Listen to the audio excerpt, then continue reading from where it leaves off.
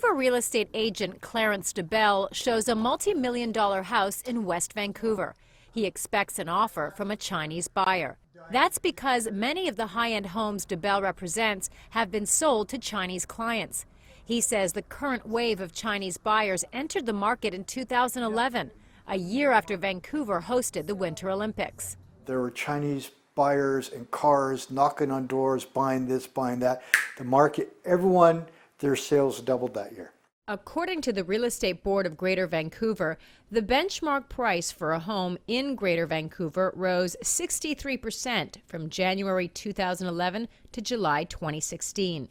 In some neighborhoods, prices have appreciated much more than that. City officials have been concerned about local residents getting priced out of the market. In an effort to cool things down, the provincial government enacted a new tax on August 2nd that targets foreign buyers. They now have to pay an extra 15% for real estate purchases. The tax was favored by roughly 90% of the local population before it was enacted, but many aren't happy with how it's been implemented.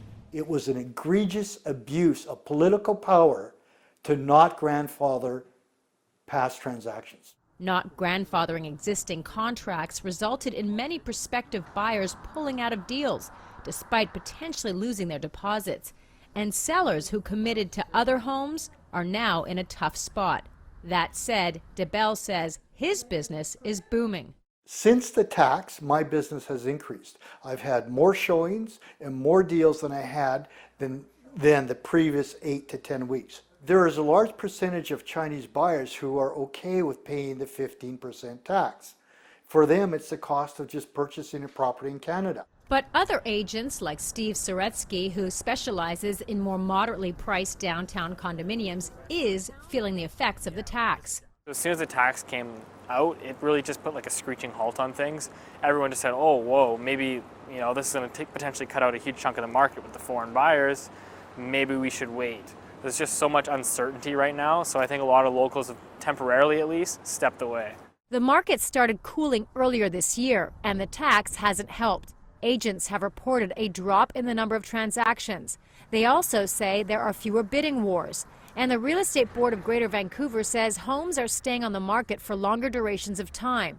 But what about prices? Even though the number of sales have dropped, we haven't seen prices come down yet. Now, the new tax has created a lot of uncertainty, and everybody's saying, well, has this affected prices? The truth is, we don't know yet. At this point, it is unclear whether the tax will have a long-term impact at deterring Chinese buyers from Vancouver. But the legislation could spread to other cities. Toronto, another city that has attracted a lot of Chinese investment and is booming, is looking closely at the impact of this tax. In the meantime, real estate agents in China are reportedly marketing other cities like Calgary as a destination for foreign capital. Karina Huber, CCTV, Vancouver.